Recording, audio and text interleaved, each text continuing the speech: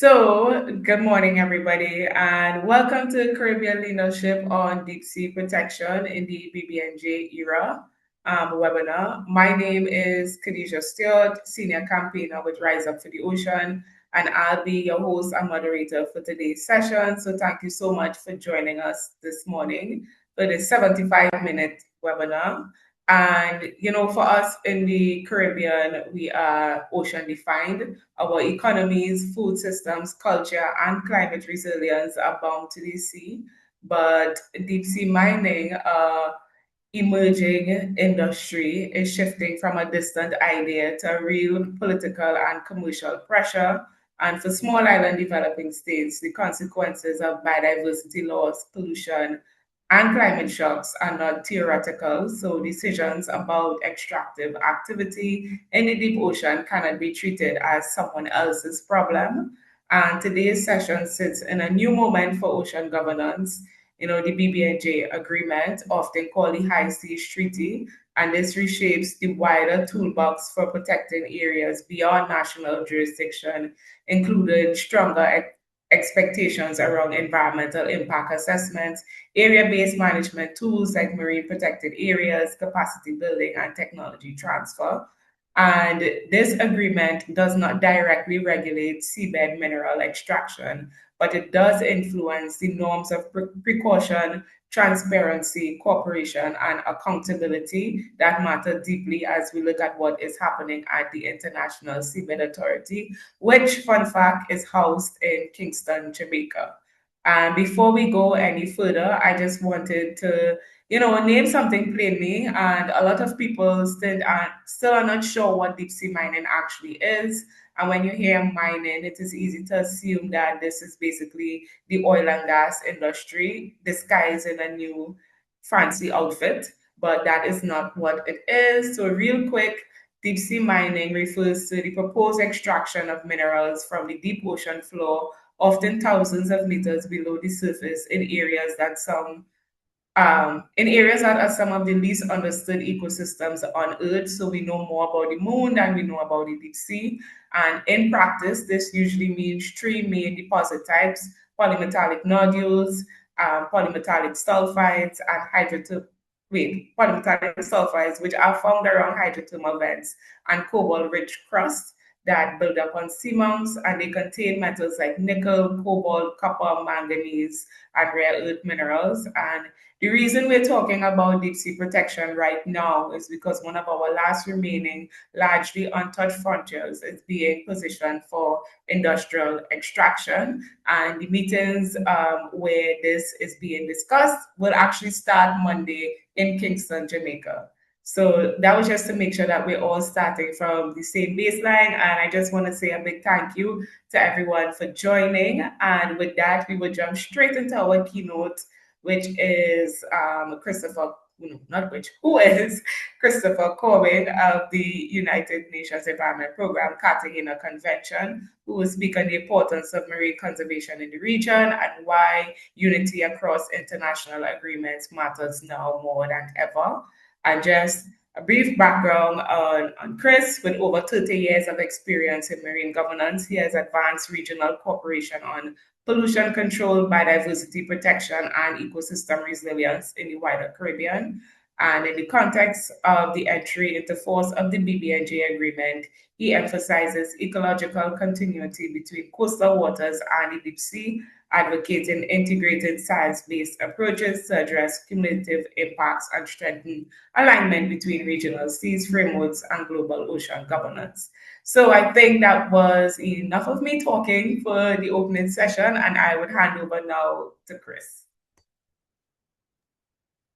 Thank you. Thank you so much. And let me begin, first of all, by thanking Rise Up for the Ocean for giving me the opportunity to help set the stage a little bit for today's discussion and for the panelists who are to follow. Friends, partners, champions of our shared ocean, we are meeting at a defining moment in global ocean governance. As you've heard, in January this year, the Agreement on Biodiversity Beyond National Jurisdiction entered into force. And while for many, it meant the successful end of a long process of negotiations, but what it really means is a new phase in the stewardship of our ocean. It does signal a shift from fragmented oversight to more integrated governance, and it places a quiet but unmistakable expectation on regions such as the Caribbean, and in particular, small island developing states, not simply to participate and engage, but to lead. For our region, the wider Caribbean region, as you've heard, ocean conservation is not some abstract environmental priority.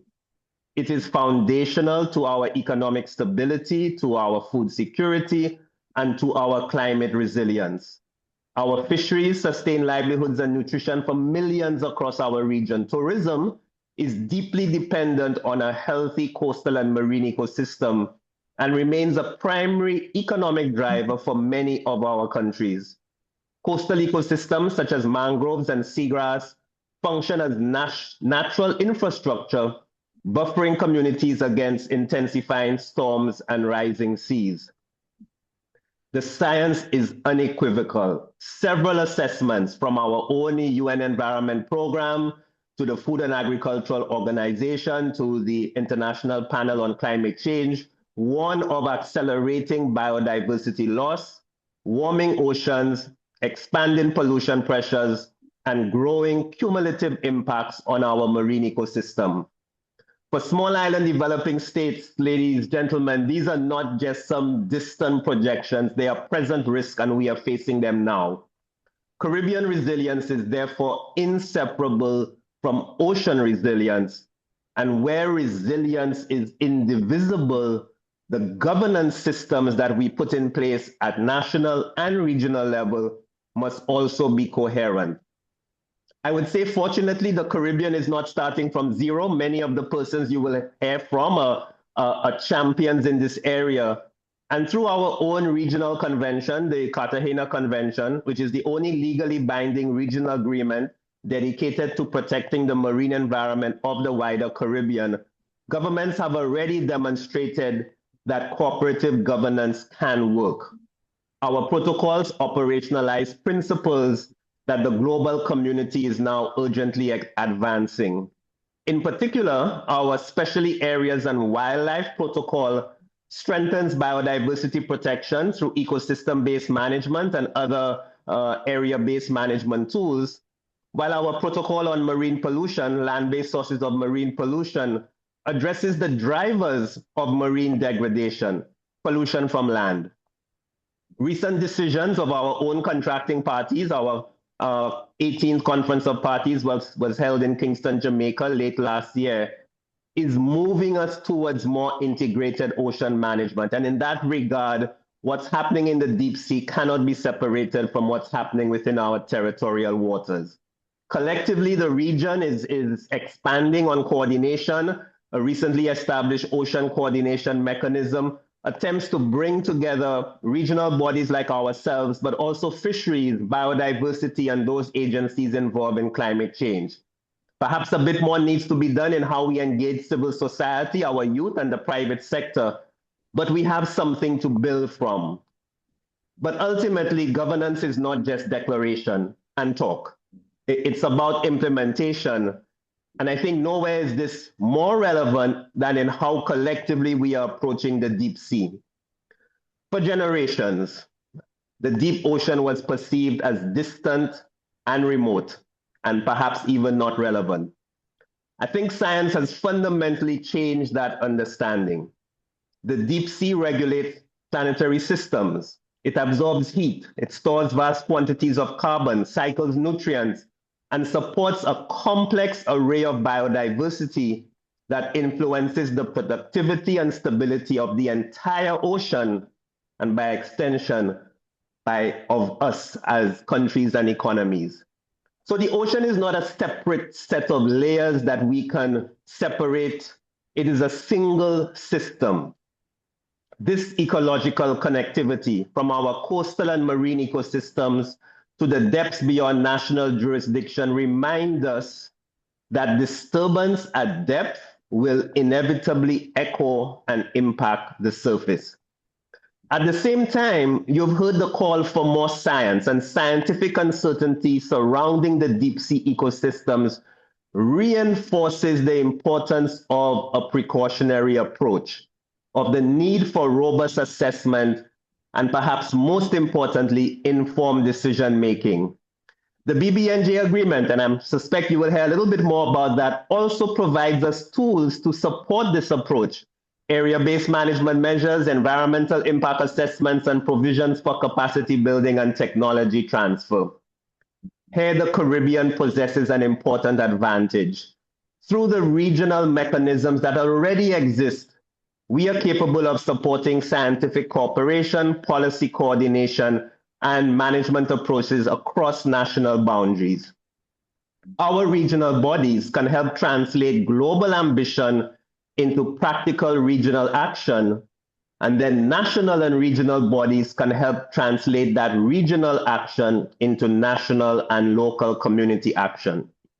The BBNJ agreement calls for strengthening of regional efforts, calls for increased scientific collaboration, capacity development, technology transfer. All of these need to align with the work that we are doing as it relates to deep sea.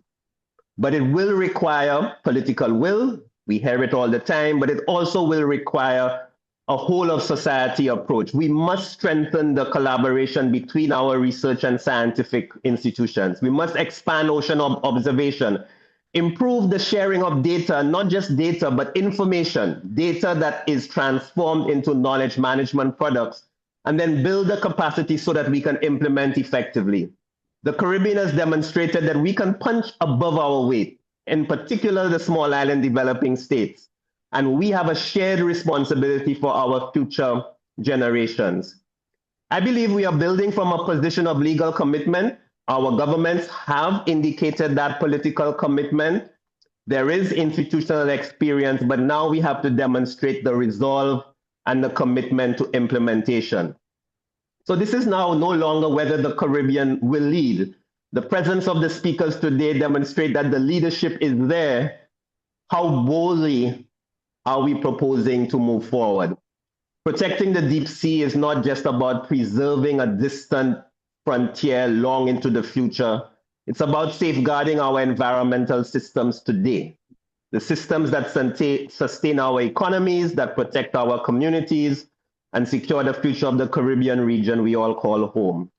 Thank you so much, and I look forward to listening to the esteemed panel and speakers. Thank you so much, Chris, for that absolutely incredible keynote. I feel pumped and inspired now. I've been doing this work for so long, and there are times, moments when it feels like there's no hope, like we're hitting walls, etc. But you really provided some hope there, and it's just that I love when you said governance is not just decoration and talk, and that the disturbances in the deep will ultimately affect the surface and then us on land and then us in the Caribbean. So it's so important that we pay attention to what is happening and then we speak up and out in favor of deep sea protection. And with that, I would move over to Dr. Michaela Dave, who will be covering the governance of deep sea mining. And Dr. Michaela Dave is a Vienna-based lawyer and art scholar. She integrates legal practice with transdisciplinary research, bridging art, law, and science. She holds a PhD in art history, curatorial studies from the University of Applied Arts in Vienna, where her doctoral research explored decolonial ocean epistemologies through contemporary art and curatorial practice. Like I can't speak today. Building on this intersection, her expertise lies in deep sea mining and ocean governance with participation at the International Seabed Authority and UN Ocean Climate Conferences. Currently, she's a research associate at ASCOMRE, leading EU projects on the blue economy in maritime law and policy. She's also a member of the Deep Currents Collective, which envisions the deep seabed as a relational world sustaining human and more than human life.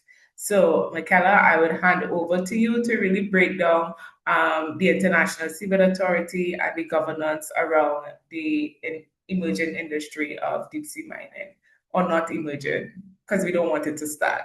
But yeah, go ahead, Michaela.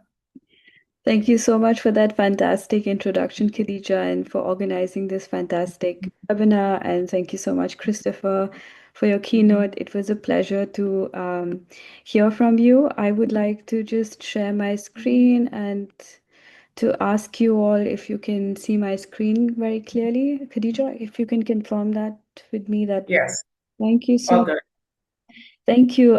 Good day, everyone, and through all different kinds of time zones. I appreciate you joining here today, and I would like to really talk about key science and policy gaps in benefit sharing under the International Seabed Authority, or the ISA that we usually acronym it for.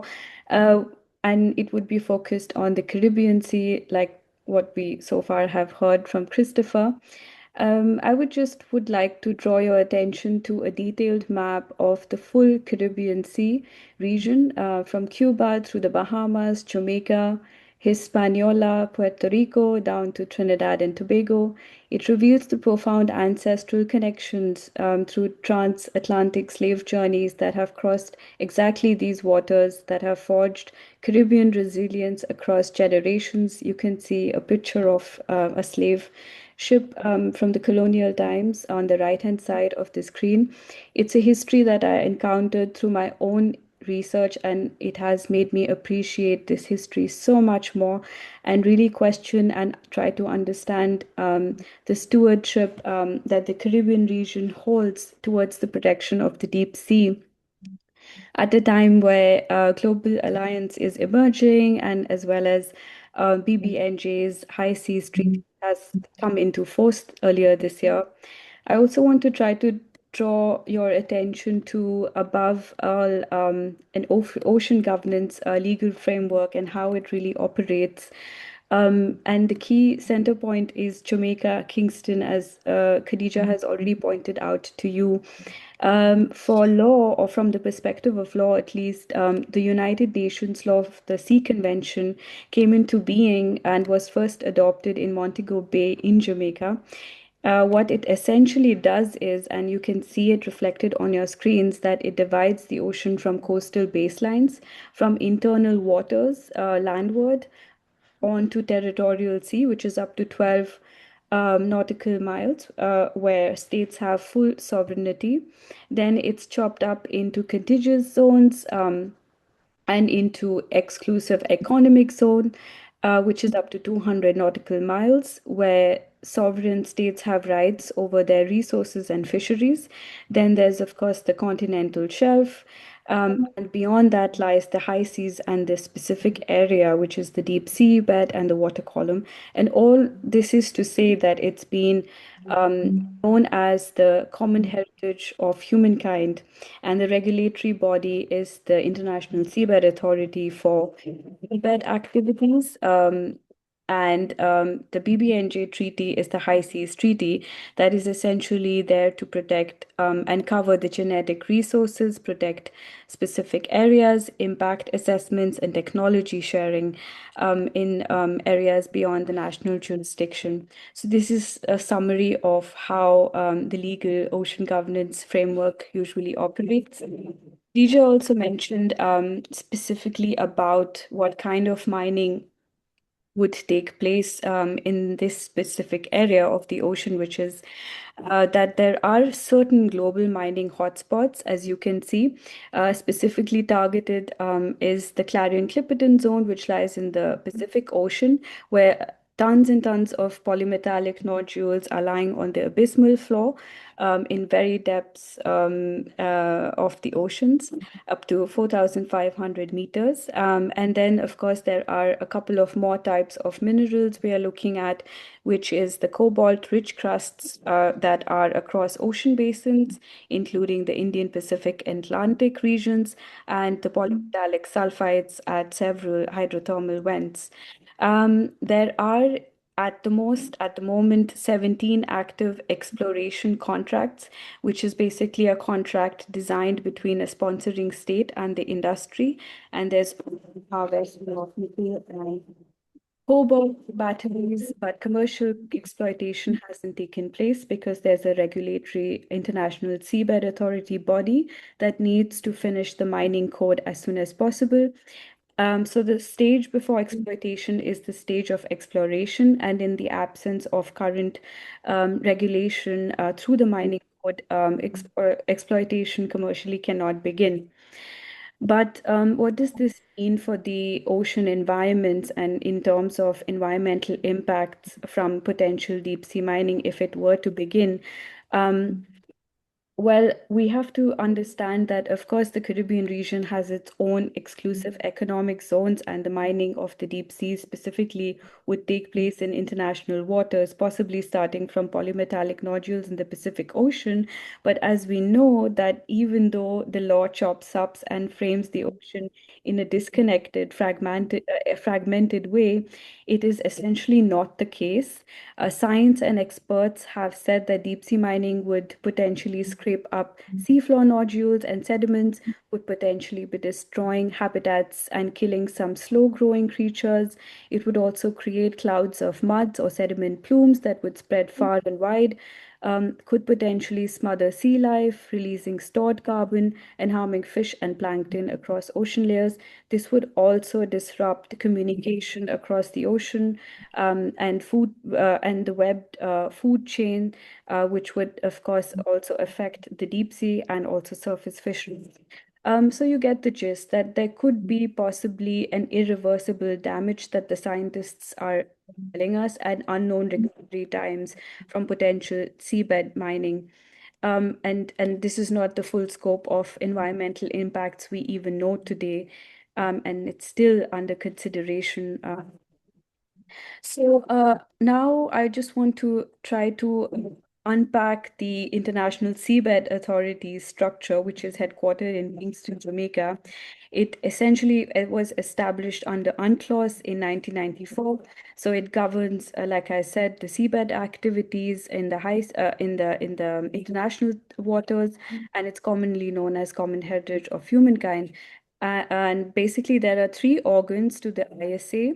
The first is the assembly, where all 169 states are party to it, and they basically set the policy. The council is made up of 36 elected states, and they draft the mining code, which is in progress currently. And then there's the Legal Technical Commission, which are a cluster of experts that advise the council.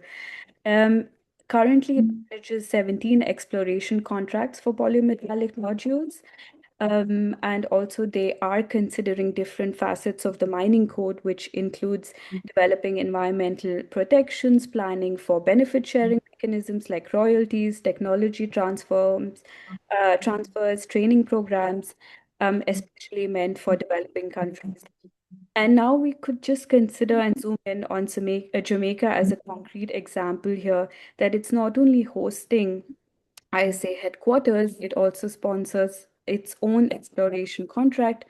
And however, everyday locals do express surprise about this fact that during the ISA meetings, there's a disconnection between how much they even know about the ISA or even the responsibility that Jamaica has as a national sponsoring state. And there's a general sense of lack of community awareness and global decisions regarding the impacts of waters really close to the Caribbean EEZs. So on all of this, there's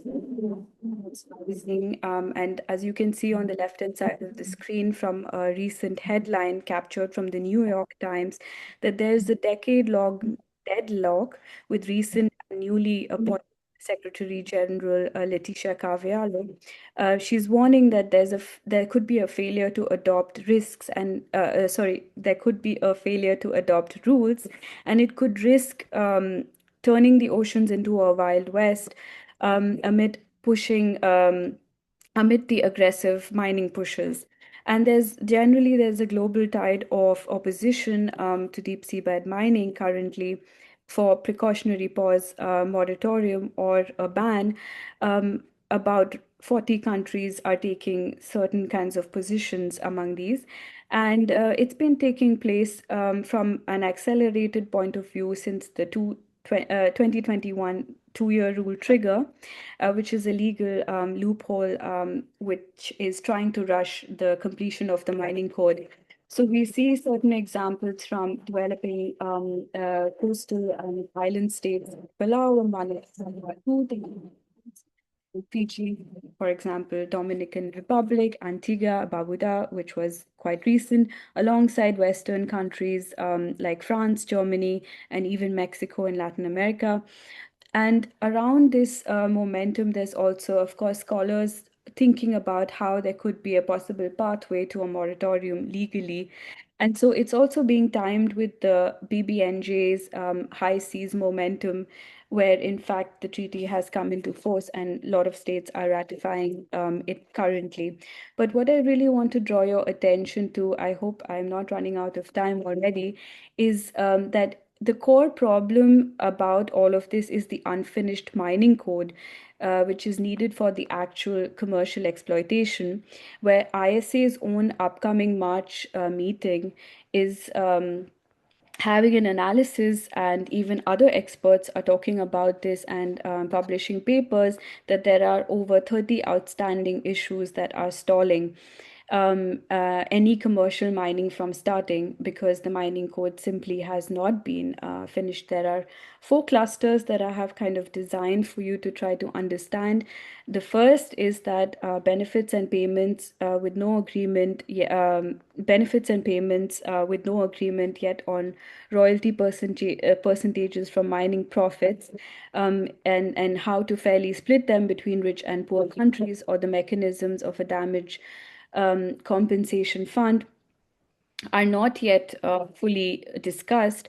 The second is that there are environmental rules, including debates over accepted harm thresholds, how strict environmental impact assessments must be, is there allowances for pilot or test mining, and so the list goes on. The third is that there's responsibility and oversight also that we need to consider for ensuring sponsoring states, for example, like Jamaica, to truly control their contractors, conducting independent inspections at sea, for example.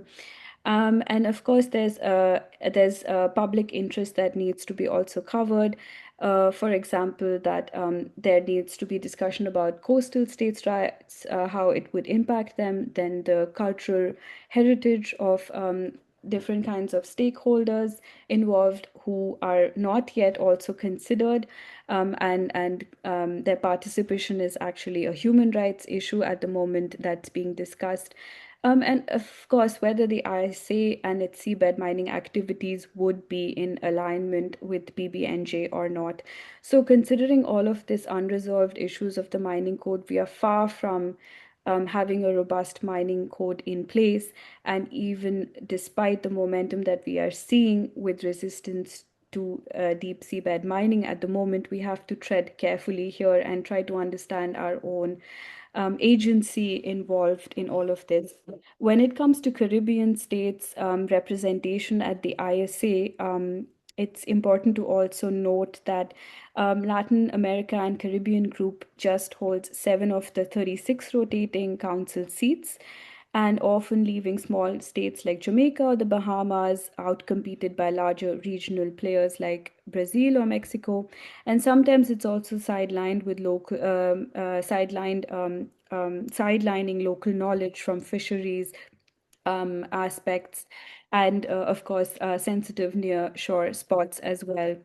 So I just wanted to kind of highlight also there is a huge imbalance of science and the scientific gaps that is currently there, and the fact that there's also knowledge gaps that we don't even know even exist at the moment because we don't know the full extent of mining. I'm just going to change the slide now. So what does this all mean for the Caribbean region, when we know that there is, of course, scientific baselines that are needed and data sets that are needed in place, and how does that factor into for policymakers to make their decisions to design this mining code to finally come to oversee commercial mining. the current realities as facts, as what we know, if we want to put things into perspective, is that 25% of global sea is mapped, and under 1% is biologically sampled. ISA data practices clearly lack transparency, and research infrastructure concentrates mainly in the global north. So there's of course implications for policy making if there's lack of baseline of ecosystem data. And when it comes to the Caribbean, we actually don't know that much of deep sea baseline data in the EE zones itself. And of course, there's lack of integration of indigenous knowledge systems. And so the reality is that we need to take stock of science and also the knowledge gaps through indigenous knowledge in order to inform policymakers to make the correct decisions. But I also want to talk about the leadership role that the Caribbean states have been taking, in fact, in other ocean climate global negotiations and case law forums, where more than 11 Caribbean states have been actively involved in pushing for robust law, legal mechanisms for protection of the ocean. For example, the 2024 ITLOS advisory opinion through courses was successful with regard to greenhouses gases to be qualified as marine pollution under UNCLOS, and trying to establish stringent due diligence standards for 1.5 Celsius climate goals. While there have been Caribbean states that have also filed key statements in the ICJ proceedings pushing for emissions reductions and also reparations based on common but different roles of responsibilities. So, such case laws that the Caribbean has been pivotal and been a part of are not being fully discussed within the ISA. Also, there's a lot of outstanding matters which include the alignment of BBNJ and how that kind of can create a balance with the ISA mining code is also not being fully discussed. So there's lack of several approaches for an integrated or holistic overall ocean governance that we need to sort of envision, but it isn't at the moment appearing anywhere. So we are really far from realizing the goals of possible commercial exploitation at the moment. Without such sort of structures in place, it's impossible to sort of go ahead, and we have to tread again, once again, I emphasize with caution.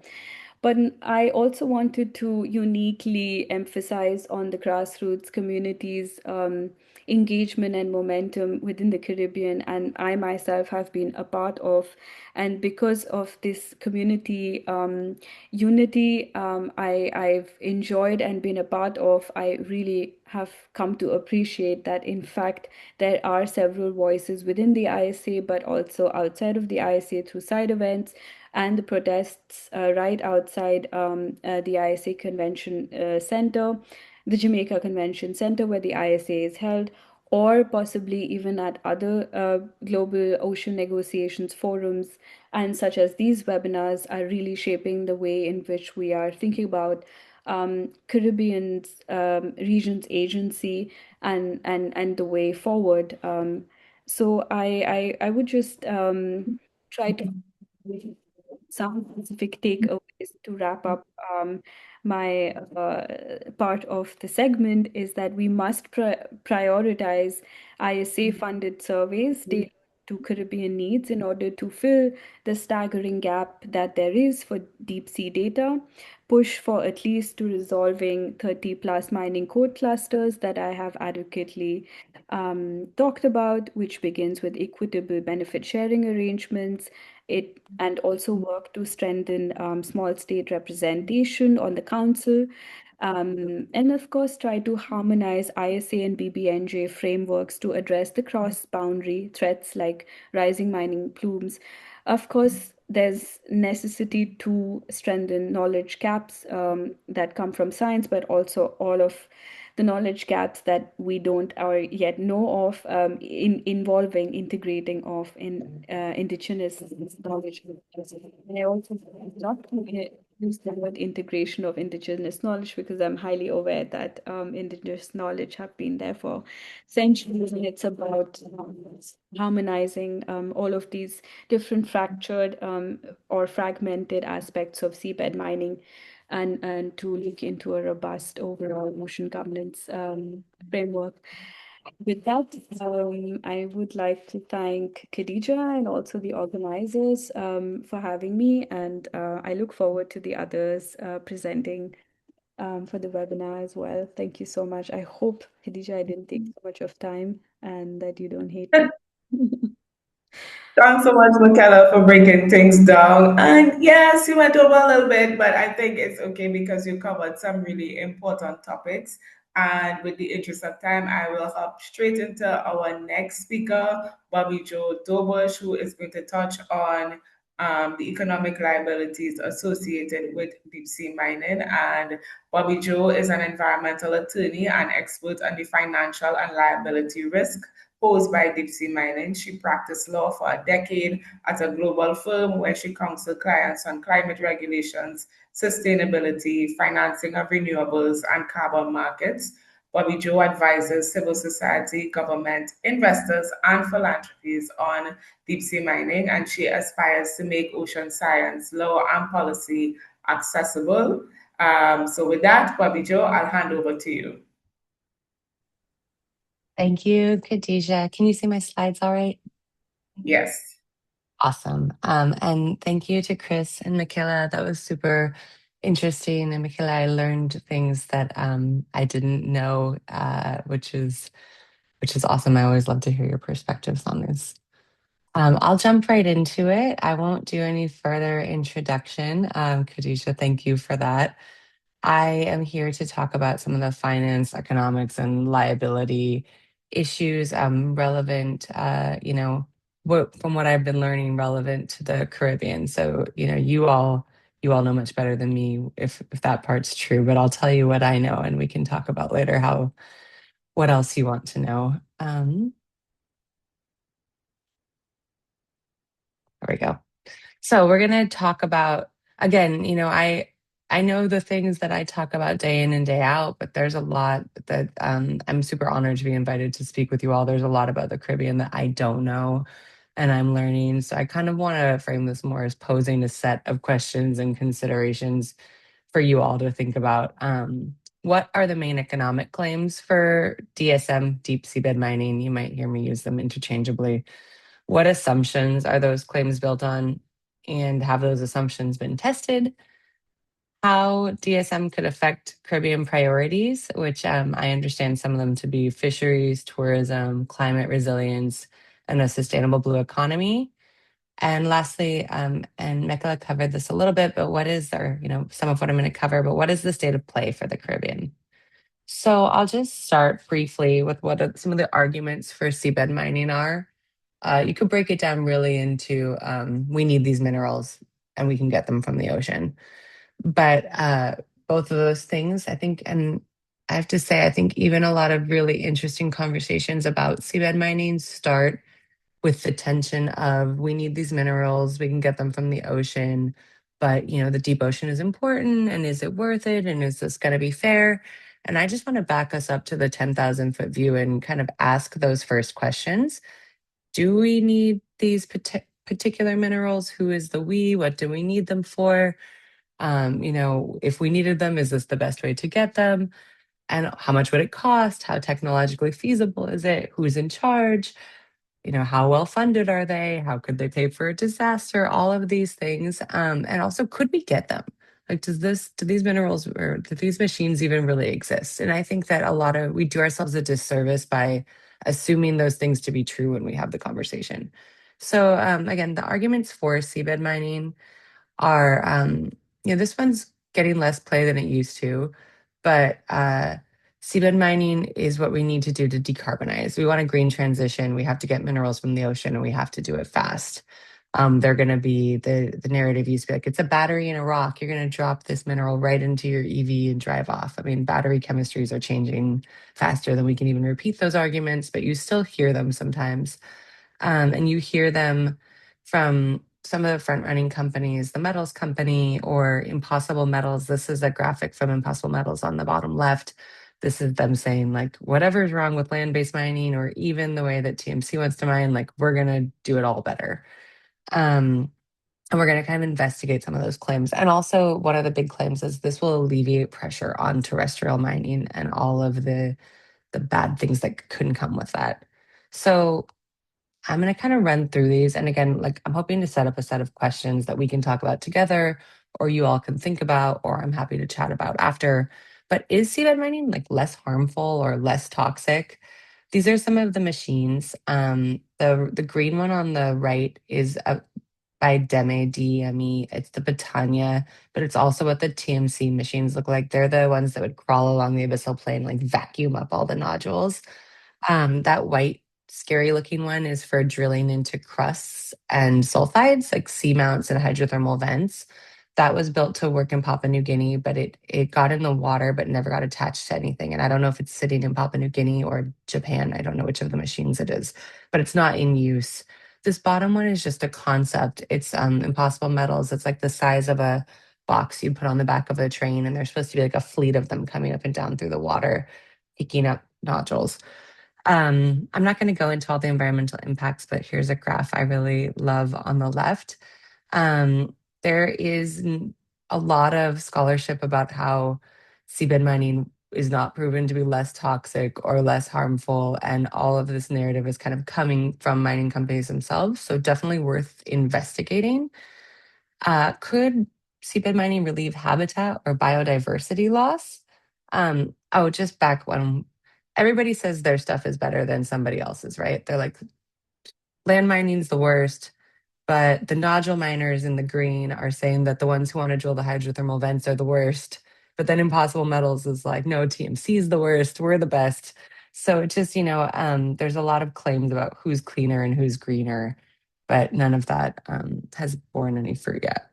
So could this actually relieve habitat and biodiversity loss? I mean, don't take my word for it. The European Academy Science Advisory Council said that's misleading. There's nothing to prove that. The ISA commissioned a study, the International Seabed Authority commissioned a study that said, in fact, seabed mining on both mining sea and land at the same time could just drive down minerals prices. And historically, when minerals prices go down, other studies have shown it's not like the worst miners. It's not like everyone who commits human rights violations or destroys rainforests is going to make, oh, I don't want to make money anymore. What happens is that like the prices go down and things get more competitive and more corners are cut. And actually, something that I think, if you remember only one fact about this part of the presentation, seabed mining wouldn't put a dent in global minerals production. Nickel, which would be one of the driving factors when people make this argument, like the metals company would produce 3% of global nickel if all of their really pie in the sky things came true. And the ISA says if 12 miners were all working at the same time, they could produce seabed miners could produce 8% of global nickel. So we're not talking about, oh, we won't have to go to Indonesia for nickel anymore if we only went to the deep sea.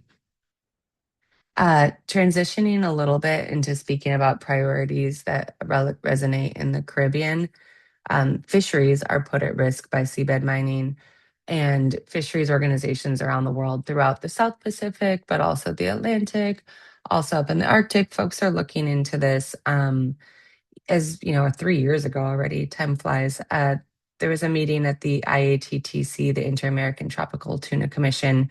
Their Science Advisory Commission or committee was looking at potential interactions between seabed mining and fisheries. The same has happened at organizations throughout the South Pacific. There's seafood industry calls to stop seabed mining or to have a voice in this space. I think you'll probably start to see some fisheries industry in Kingston at the ISA. And there's a bunch of ways this could happen. You can probably imagine there's noise, there's light, there's actual habitat removal for fish that rely on like benthic habitat. There's also a plume that would go into the midwater that's going to make everything blurry and muddy for species that don't want that, or for little jellies at the bottom of the food chain. You can tell I'm not a scientist when I talk about this, but it can, clog up gills. It can just like disorganize animals or disorient them. But also there are metals in there. And we just don't know what those metals are going to do. But there's studies coming out every day, a lot of work out of the Drazen lab in Hawaii, showing that what would be released in the plumes is the same size as what these animals eat. And there's like food replacement going on. There's also been studies on toxicity. I'll leave that there. There's also risk to tourism and to culture. And as Mikola spoke about really eloquently, I won't go into this, but even 5 years ago, there was this really strong industry narrative that the best thing about seabed mining is it doesn't hurt any people or have any, human rights effects, because we're not physically displacing people from their homes or threatening their water sources. But there have been a ton of indigenous voices making their way to Kingston to say otherwise. There's also a lot of regional pushback to seabed mining, saying like, we're here, the deep ocean is culturally important to us in many different ways. There's also a recent statement. This thing on the top right is from a set of special rapporteurs on human rights. I think this was just last week, kind of making clear threats to the deep sea are threats to human rights and indigenous people, and also small scale fishers and everybody that relies on a healthy coast and ocean. And there was a study some years ago now in Fiji about whether Fiji pursuing seabed mining could affect like ecotourism and dive tourism, and the answer was a resounding yes. People don't want to be in the waters where minerals are being discharged in the midwater plume. And I will say that we're again, don't take my word for it. There's been some really great activism, including by many people on this call, or on these panels throughout the Caribbean, based in Kingston and beyond. And it's great to see like young people leading the way on this, as they so often do. What about climate resilience? Don't we need to protect there's a lot of, you hear narrative out of the Cook Islands, you hear it out of Jared Barron from TMC, that the way to, that somehow it's the responsibility of, large ocean states to fix the climate problem, which seems inverted anyway, but that the Cook Islands is going to stop climate change by mining their seabed, or something like that. And while I would never presume to tell the Cook Islands or any other nation what to do, I think some of these premises really need to be investigated. It's really important to note the deep ocean is really relevant to mitigating climate change. A lot of the heat that has been released into the atmosphere has been stored in the deep ocean. It's also really important for climate stability. And, don't get me started on something I don't understand, but it's not just the sediments that are found in the seabed. You'll see just a couple last week, Michael Clark from the Metals Company was like, oh, people talk about this could impact the ocean's ability to sequester carbon, but only a little bit of carbon is in the seabed sediment. That may or may not be true, but that's not the point. That's not what the scientists are saying. The scientists are saying ocean acidification is going to be affected because of the minerals in these plumes. There's this thing called the biological pump. That's like the diurnal migration up and down through the sea of all these little organisms, and they bring carbon up and down as they eat one another. That could be affected. We're still learning how that's going to happen. And it's not just about the sediment at the bottom of the sea. There's also, I would be remiss to not say that Impossible Metals talks about picking up only nodules that don't have visible life on them. But the more we learn about microbial life and the role of the microbes that live on nodules in keeping our deep sea systems, which are then our whole ocean systems, as Chris said at the beginning, which then affect our land. Every day we learn something beautiful and fascinating about how the deep ocean supports life and provides ecosystem services to us. And we just don't know enough to throw the baby out with the bathwater. I'll just really quickly flag, I mentioned before, the changing narrative. Greenpeace put together an awesome report on this. This is the cover of it. It has a great timeline if you like timelines, but it really kind of walks through how the narrative has shifted. I'll wrap up really quickly, but Another priority, just, I know a priority for the Caribbean is a sustainable blue economy. And, who am I to say this, but the UN panels on this that have come together have said, like, in the current form, there is no foreseeable way in which the financing of DSM activities can be viewed as consistent with the sustainable blue economy finance principles. The European Investment Bank says they're unacceptable. Task Force for Nature-Related Financial Disclosure. And so I'm not a finance person, but folks who I know who are say that these last two, the international capital markets and the UNCTAD, coming out against seabed mining are really relevant, both because of the amount of money they control, but also because they're rather conservative in these kind of assessments. So while some countries are pursuing looking at DSM as part of a sustainable blue economy framework, or they have it listed in potential activities, it's coming out of a lot of spaces that it's just by any metrics, it doesn't line up.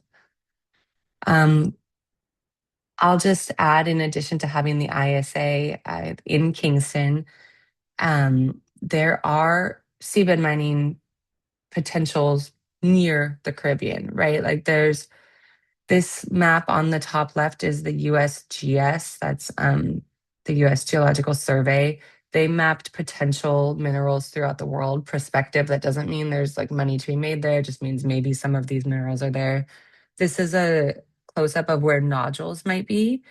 And this is right above Puerto Rico and the Puerto Rico Trench, that little kind of cutout that's blue in the middle. There's also this blob kind of off to the, a little bit to the east of some of the Caribbean countries. And you'll see that's an excerpt from that ISA map that Nicholas showed, the one with the orange dots, like that whole, in addition to minerals just to the east and north of the Caribbean, the whole mid-Atlantic ridge are those dots. Like, there's seamounts that go down the Atlantic Ocean that are being looked at, and there are already licenses to explore there. And with currents and stuff, we're not sure what of that could directly affect the Caribbean or the seas on which the Caribbean relies because of connection. So that's the thing. Also, I'll just flag that Jamaica sponsors a mining contract, but a Jamaican accountant was the first owner, but now all the ownership has been placed in Allseas, which is who started the company to start with. So Blue Minerals Jamaica is all owned by Allseas, who is the Dutch-Swiss company who actually owns a huge portion of the metals company. And I won't belabor this, but the state of play is 40 countries against seabed mining, for a moratorium or precautionary pause, and many more that are cautious. And companies, insurance companies, scientists, civil societies, banks, companies along the bottom, all coming out against this industry saying, we don't want it, we don't need it. Thank you very much. Thank you so much, Bobby Joe. Excellent presentation. And I think I really just want to spotlight the fact that you mentioned that deep sea mining is not a part of the sustainable blue economy framework. Like, that's something that we really need to pay attention to, because that is what is being advertised, I would say, throughout the region. And then the fact that there's a lot of people within the region that think that, oh, well, this is something that's going to happen in the Pacific. This is not like a Caribbean priority, so we should not be paying much attention to it. And you just spotlighted that that is actually not the case. And once you open up the Pacific for exploitation, it's not going to stop there, because, as we know, exploitation just does not stop, and greed does not stop. It will just keep growing and going, and then the Atlantic would be next, and that is where the Caribbean will come into play, and we will start to see the impacts. And if we are not in the room pushing back on these conversations and on these discussions, then how can we protect our own shores and our own economies and everything else? So really glad that you brought that to the forefront of the conversation. And I would stop rambling, because I also, once again, looking at time, I never get these right, but it's okay. I will jump straight into Lanika Scott, who is the Caribbean Regional Coordinator for the High Seas Alliance, where her responsibilities involve promoting the Biodiversity Beyond National Jurisdiction Treaty and supporting states within the region with capacity building initiatives and critical partnerships. Lanika holds a BSc degree in marine biology and international relations from the University of the West Indies, and recently completed her Masters of Law in Climate Change with distinction from the Queen Mary University of London, and she's also an advisory board member of the Deep Ocean Stewardship Initiative. So, Lenika, I would hand over to you. Thank you so much, Khadija. I'm so happy to be here, everyone. So today I want to talk to you about a landmark moment in international law, the BBNJ agreement, which stands for the Agreement on the Conservation and Sustainable Use of Marine Biological Diversity of Areas Beyond National Jurisdiction. So to understand why BBNJ matters, we first need to understand the problem it was created to solve, what I call the governance gap. So before the BBNJ, the high seas were not necessarily ungoverned, but as Chris would have stated, it was governed in a very fragmented way. So we had the International Seabed Authority managing mineral extraction. We had regional fisheries bodies like ICAT managing certain fish stocks. We had the International Maritime Organization handling shipping, and we have regional seas conventions in various parts of the world. But here's the critical problem. Each of these bodies governed one sector in isolation. There was no overarching framework that looked at the ocean as a whole ecosystem. No mechanism to assess the cumulative impact of all these activities combined, and critically, no framework that asks the fundamental question: what does this mean for marine life? Now let's look at where the Caribbean stands. So this table shows the status of Caribbean countries with respect to the BBNJ agreement, and I think we've done pretty well. The majority of Caribbean states have already ratified, as you can see. Trinidad and Tobago was the latest to join through a session, which is a slightly different procedural route, but it achieves the same objective, full participation. So they're now fully a party to the agreement. Suriname has signed. They have not yet ratified, but they have started the process internally, so they will join soon. Guyana and Haiti have neither signed nor ratified, but I know we at the High Seas Alliance, we've started to engage with Guyana, and I know that for Haiti, we're waiting for them to have a government in place, so we'll just have to wait until that is sorted. But they were actually one of the first Caribbean states who were prepared to sign. So the BBNJ agreement is structured around 4 substantive pillars. Think of them as 4 tools that states now have access to for the first time, specifically for areas beyond national jurisdiction.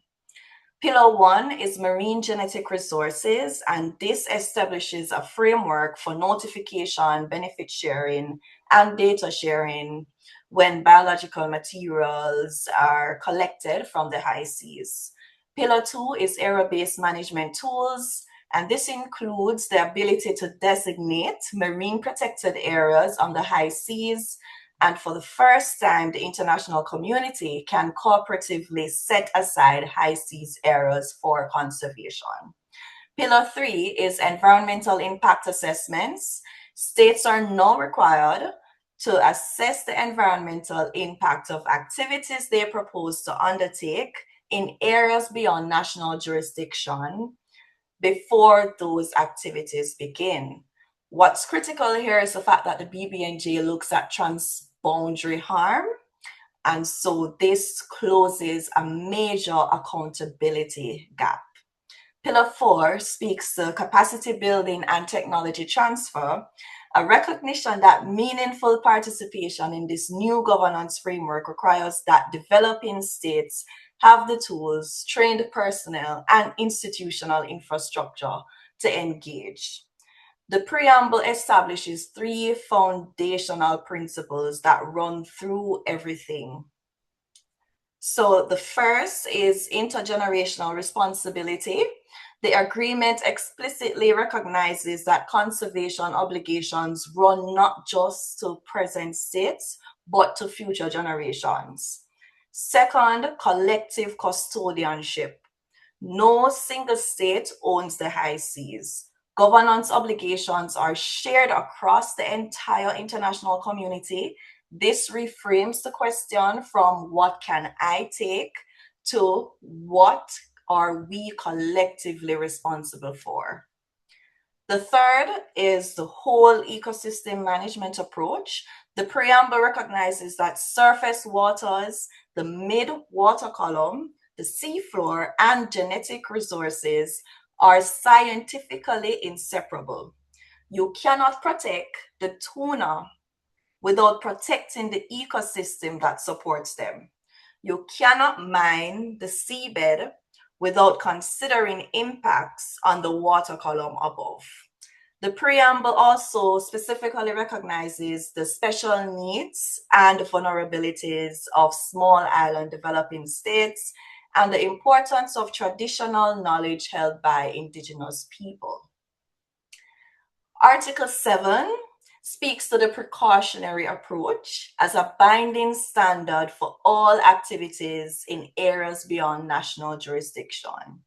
The core principle is this: where there is a risk of serious or irreversible harm, lack of full scientific certainty shall not be used as a reason to postpone prospective measures. This is legally significant. It means that states or companies cannot argue, we don't have enough data yet, to avoid taking precautionary approach or actions. This burden shifts. If you cannot demonstrate that an activity is safe, you must treat it as potentially harmful.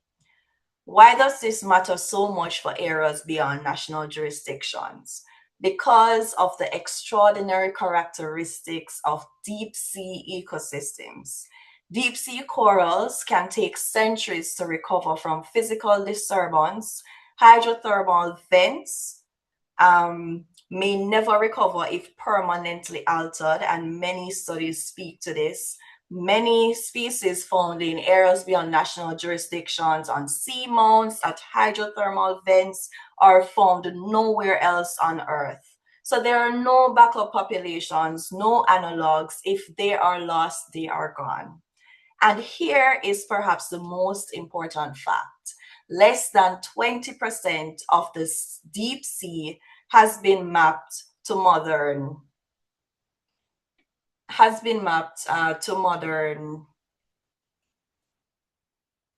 in terms of, has been mapped to cover what we know now. For the Caribbean specifically, the Caribbean Ridge and the Mid-Atlantic Ridge seamounts adjacent to our region are among the least studied deep sea ecosystems on Earth. Precaution protects them before comprehensive data exists, which is exactly when protection is needed. Article 7 also mandates ecosystem-based management, and it has 3 core requirements under the BBNJ. First, ecological connectivity. Ocean systems are linked. What happens in areas beyond national jurisdiction doesn't just stay in areas beyond national jurisdiction. It can move and affect fish stocks inside national EEZs, so that's the economic exclusive zones. Damage to one part of the system affects all. Second, cumulative impact assessments. No activity occurs in isolation. Shipping, fishing, cabling, and scientific sampling all affect the same ecosystem. Ecosystem-based management requires us to assess their combined effect, not just each activity on its own. Third, adaptive management. So governance must evolve as our scientific understanding improves. Measures are not set in stone. They must be responsive to new evidence. For the Caribbean, this principle is vivid. Sargassum blooms cross freely between areas beyond national jurisdictions and our EEZs. Bluefin tuna spawn on the high seas and feed in our waters. Coral larvae disperse across boundaries. Deep Caribbean currents link our nearshore ecosystems to the open ocean. The agreement's provisions on transparency and cooperation, which is found in Articles 7, 8, and 48, addresses a fundamental problem. No single state can effectively govern or monitor the high seas alone. The transparency requirements are specific and operational. States must notify when they are conducting research or collecting genetic material in areas beyond national jurisdictions. Scientific data collected must be openly shared. Environmental impact assessment reports must be publicly accessible. And a central clearinghouse mechanism will serve as the digital repository for all this information. Why does transparency matter so deeply? Because ecological data crosses all political boundaries, and effective governance requires shared scientific baselines. If one state's research vessel is the only entity studying a seamount and that state retains all the data exclusively, the rest of the international community cannot participate meaningfully in decisions that affect seamounts. Consider this scenario. A research vessel collects genetic materials from a seamount in the Atlantic, BBNJ. Under BBNJ, that collection must be notified and recorded. The data must be deposited in the clearinghouse mechanism and made accessible to all parties. A marine biology team at the University of the West Indies, for example, can now access that database, co-author publications, and build Caribbean scientific visibility. Approximately 95% of deep sea species remain unknown to science. Yet, between the years 2000 and 2020, over 500 patents were filed on marine genetic resources. Biological compounds derived from deep sea organisms were plentiful, but only 10 countries held more than 90% of all of those patents. Developing states, including the Caribbean, were in most cases in closest geographical proximity to where these species were found, but received zero financial return from any of the research conducted and products developed. Let's look at this example on screen. The Caribbean species Crypta.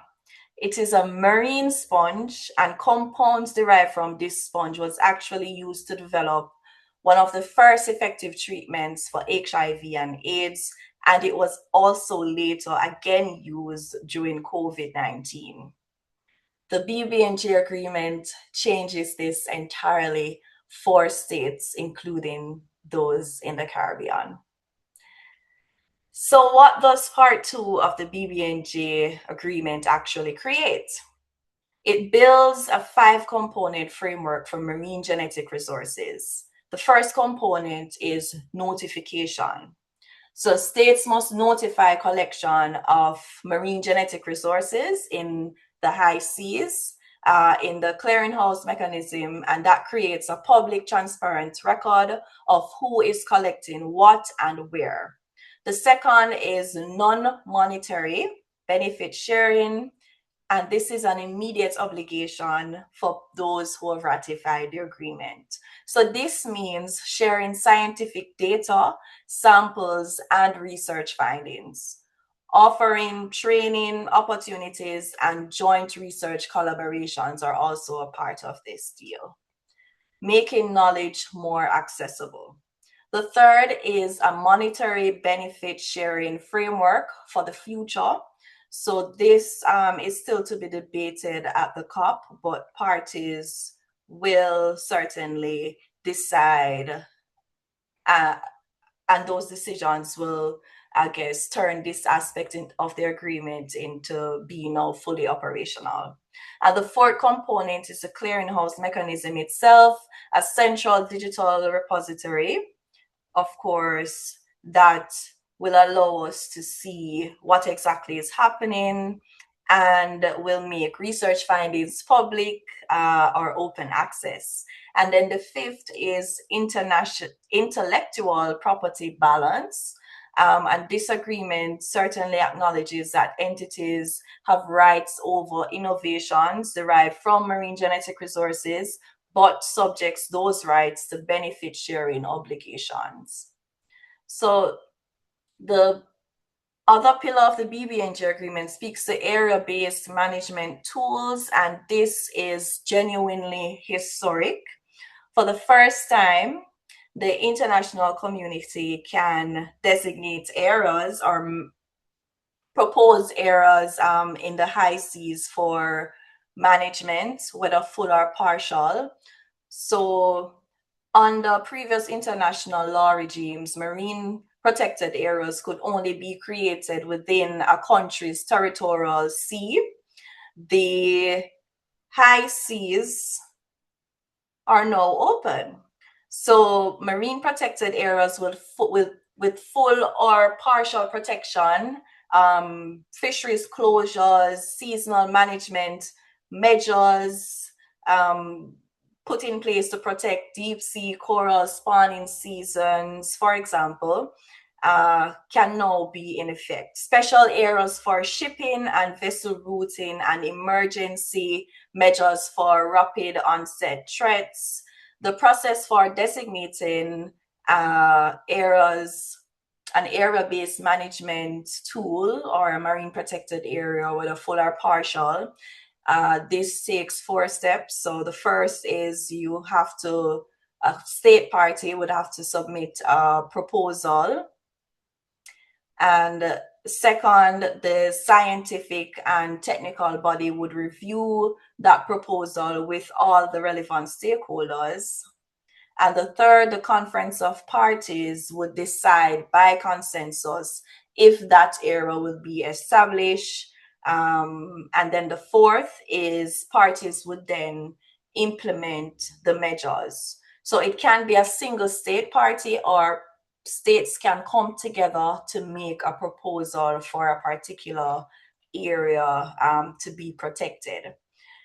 Areas like the Sargasso Sea and seamounts along the mid-Atlantic ridge are candidates for future designations.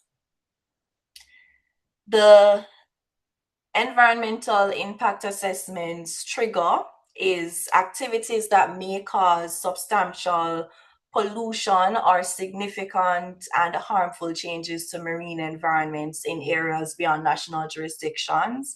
If a proposed activity crosses this threshold, a full EIA is required before the activity can proceed. So what must an EIA contain? A description of the proposed activity and its purpose, baseline data on the affected ecosystem, predicted environmental impacts, alternatives that were considered, a monitoring plan, and proposed mitigation measures. Once completed, the EIA report is reviewed by the scientific and technical body, which I should have mentioned this before, it's a body that will be set up under the BBNJ agreement, and other states and stakeholders can submit comments. So the report is to be made public. This is my last slide.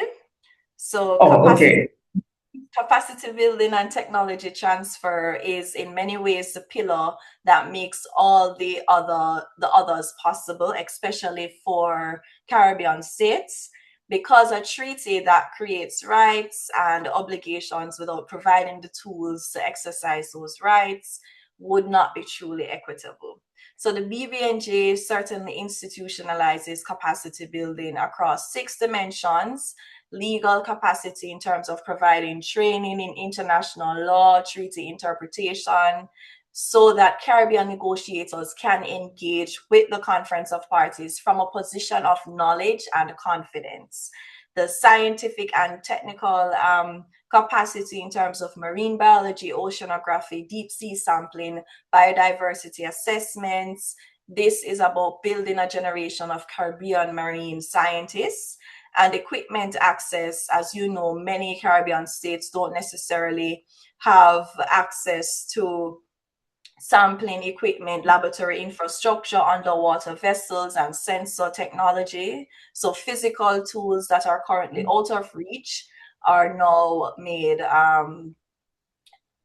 are now mechanisms in place that will allow developed states to share their technologies with developing states. And of course, financial mechanisms in terms of access to BBNJ capacity funds. There are trust funds, bilateral cooperation agreements, and international financial institution support that the agreement certainly provides for. So thank you. Thanks so much, Linika. And oh my gosh, I feel like I learned so much about the BBNJ agreement. So really glad that you really give us a deep dive into it, especially on Article 7 and ecosystem-based management. And I will jump real quick into our final speaker, Dr. Teresa Moody Rodriguez, who is an environmental scientist and advocate dedicated to safeguarding Jamaica's natural heritage.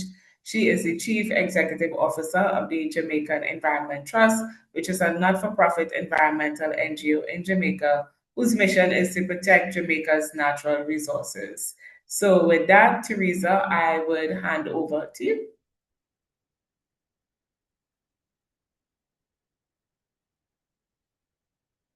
Okay, I was having trouble unmuting. Thank you so much. You gave me a new name, Moody Rodriguez. But Oh my gosh, I said it the wrong way. My bad. So sorry. It's fine. It's fine. Thanks so much for this this webinar session. I've really been learning a lot.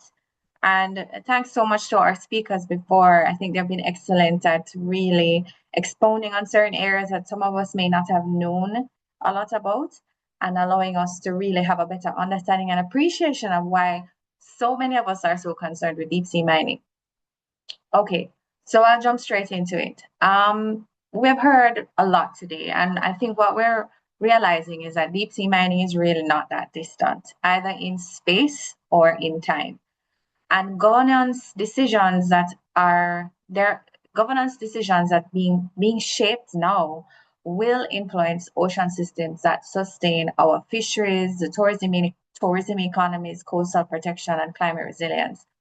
And yet the Caribbean, and I'm speaking more about the governments now, the leadership in the governments, they don't have currently a clear, unified leadership position on this issue. And that's not a criticism.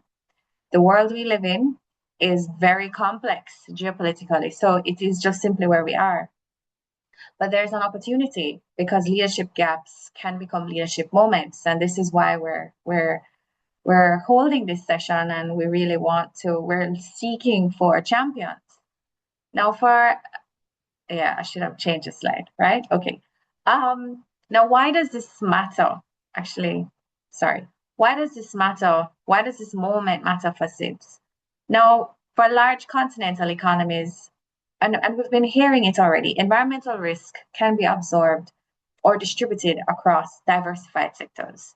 But our fisheries are not marginal industries. They support food security and livelihoods. Our tourism is not peripheral. It is central, in many cases, to GDP and employment. Our coral reefs are not just aesthetic luxuries. They are coastal defense infrastructure that we depend on. Now, more recently, there's another layer that has been added to that reality. Our countries are now under greater fiscal pressure.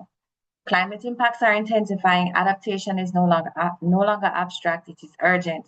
But at the same time, we see that development financing is tightening. And this is a reality that we have to understand that governments face. There are fewer grants available, and there are now greater reliance on loans. Loans are being offered instead of grants. And so governments are being asked to borrow more to build resilience while we recover from disasters. We see that in the case of Jamaica recovering from Hurricane Melissa. So in that context, we understand that how not approved, but we understand that governments are looking at different opportunities for revenue streams. And this reality has to shape the debate. It has to shape the conversation. Now, much of the political case for deep sea mining rests on the economics of it. We're told it will generate revenue for developing countries, that it will serve humankind as a whole, as envisioned on the UNCLOS, and it will support the global energy transition. We've heard Bobby Joe speak about this. And in a financing environment where grants are limited and loans dominate, this is very tempting. This is a tempting argument, right? But we see that recent independent analysis complicates that narrative, right? So there was a study that was undertaken by Centro Universitario de Brasilia and King's College London, examining the royalty proposals under the ISA. And it found that the overwhelming economic value would flow to a very small number of private corporations, largely headquartered global north. And under the current proposed royalty structure, we're basically seeing that Brazil would receive maybe 2.3 million, which is about 0.0001% of its GDP. A Pacific Island state financing significant local environmental risk could receive around $46,000 per year. I mean, is that worth it? Meanwhile, companies are projected to capture roughly 98% of the revenues, billions of dollars over the same period. Now, if that model reflects the likely future of the industry, then seabed minerals as a common heritage of humankind, becomes difficult to defend in practice. So for ocean dependent seeds, this is not an environmental debate, it's a structural equity question. Who bears the risk? Who captures the reward? And are those two things aligned? If the economic return is marginal and volatile, deep sea mining cannot realistically be positioned as a reliable adaptation financing strategy. We must also confront a second tension, that's knowledge. And this is something that we've been hearing from all of our speakers. It's one of the least understood ecosystems on Earth. Species are still being discovered. Ecological functions are still being mapped. The cumulative impacts of sediment plumes, habitat destruction, and biodiversity loss are simply just not fully understood. And at the same time, there's concern that the climate case for deep sea mining has sometimes been presented with more speculation than solid data. But we've heard, Bobby Joe explained, everything is connected. So if you impact one part of the system, of our ocean system, it can have significant blowbacks. Now, that conversation about the climate, that sometimes weakens the discussion. It makes it harder for governments to persuade governments. We've had conversations and they've pushed back and they're like, no, the science is not strong enough there. Wait until you have more science because we can't work on this possibility. Now, we've also heard that the Secretary General for the International Seabed Authority suggested more recently, that finalizing regulations is a priority and that a moratorium could be counterproductive. The argument is that government should not stall. The rules are better than paralysis and that exploitation cannot be responsibly managed without a finalized framework. There's a fundamental question embedded within that position, though. Can regulations be truly robust when the ecosystems they are meant to protect are not yet fully understood? And we heard our previous speakers touch on these things. If the baseline science is complete, the regulations risk being built on only partial knowledge. And what she's explained in that recent article is that this year we can complete those regulations, but we are pushing back and saying, scientists are pushing back and saying, but we have not enough data. And once this industrial mining begins, damage may not be reversible. So a moratorium is a precautionary governance choice under conditions of scientific uncertainty. Now, I'll touch on the moratorium very briefly, shortly. Now, in the BBNJ era, we just heard from Leniko, who really explained to us the significance of the BBNJ. Now it reinforces this precautionary principle, stronger, EIA standards, consideration of cumulative impact, scientific transparency, capacity building, and technology transfer for developing states. Now, while we've heard the BBNJ does not directly regulate the seabed mineral exploitation, and that mandate remains with the ISA, it reshapes the normative environment in which those decisions should occur. The biodiversity is now, the bar has been raised, and global expectations around ocean protection have shifted. And Caribbean states were very active in advancing BBNJ, and this creates a bit of a coherence question.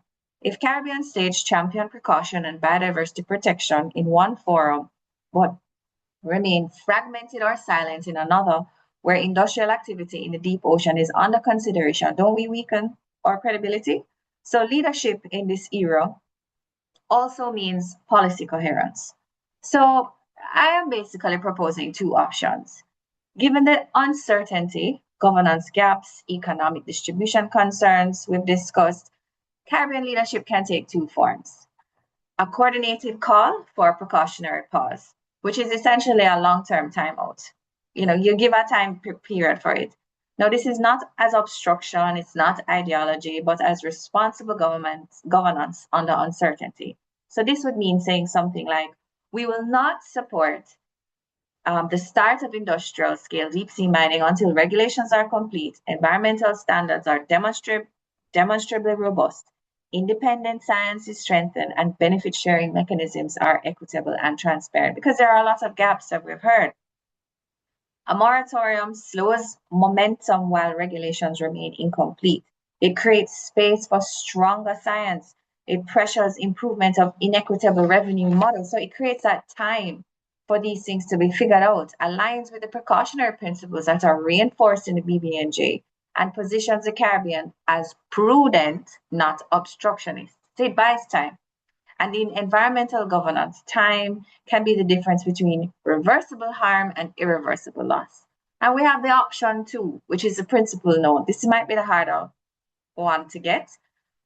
It's more fundamental and possibly, as I said, harder to achieve during such trying financial times. It's a principal rejection of deep sea mining. And the argument is not only environmental.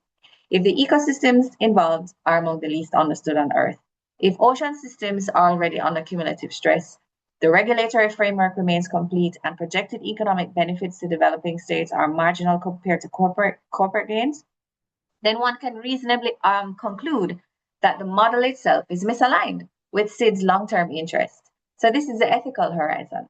It asks whether some risks are simply incompatible with ocean-dependent development strategies. Now, politically, a unified Caribbean call for a permanent no, it may not be immediately achievable. One can hope stranger things have happened, but articulating that perspective can matter. It matters because it signals that precaution has limits and that inequitable or high-risk models will not automatically receive consent. So why the moratorium is a strategic starting point? If Caribbean states approach this issue individually, influence is going to be limited. If we remain silent, thresholds will be defined elsewhere. And leadership does not require unanimity on every detail. It requires clarity on minimum conditions. So the strategic choice, we are ocean-defined states, we are climate-vulnerable states, we are biodiversity-dependent economies, and that combination gives us moral authority and strategic leverage if we choose to use it. So in closing, perhaps Caribbean leadership in this moment looks like this.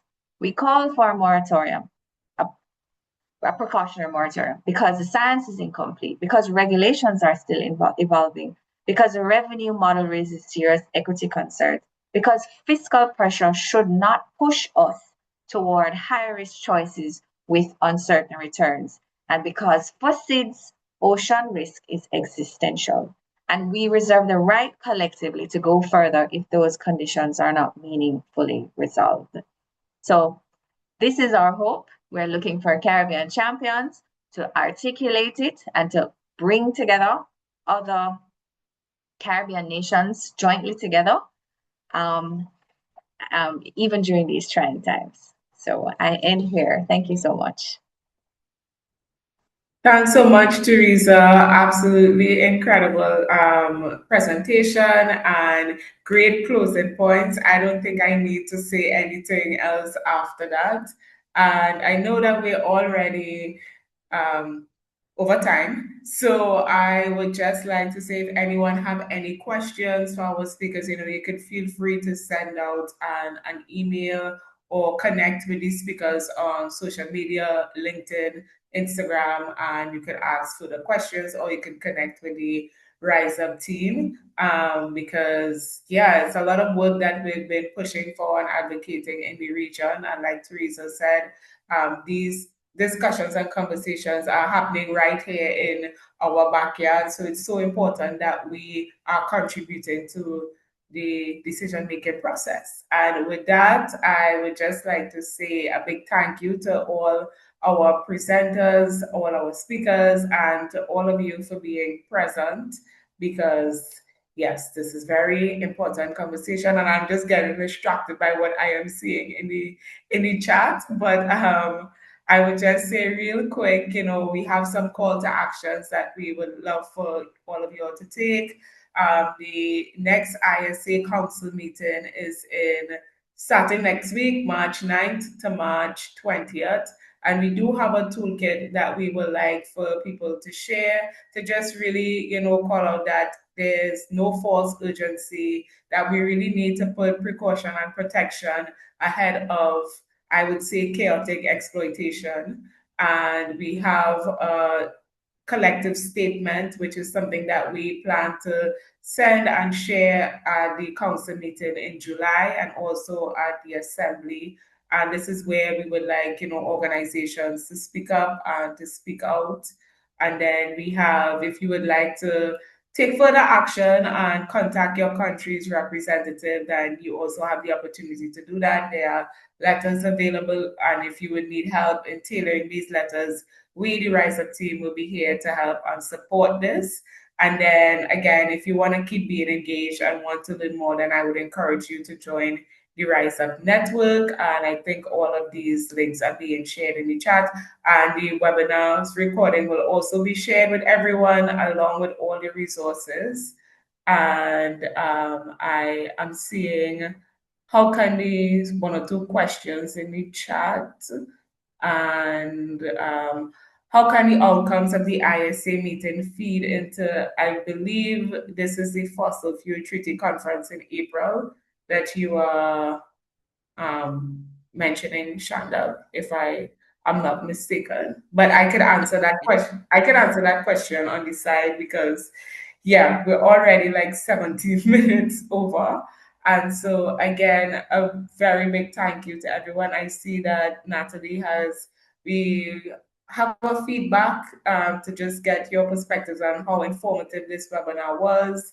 If it is that you are interested in being more engaged, and how you would like to take action. So if you would like to take action, so again, just a massive, massive, massive thank you. And to all our speakers, partners, and to everyone who joined from across the region. And please keep an eye out for the follow-up email and the toolkit. So let's stay connected, grounded in science, and stay bold about precaution and justice for our ocean-dependent communities in the region, especially now that we have this exceptional agreement that just came into force in January, which is the BBNJ agreement, and that is all about protection of the ocean and the high seas. And again, we cannot protect the high seas and ignore the seabed. Like, they're all connected, and it's on us to play our part in ensuring we safeguard a healthy ocean for ourselves and for future generations. So thank you again, and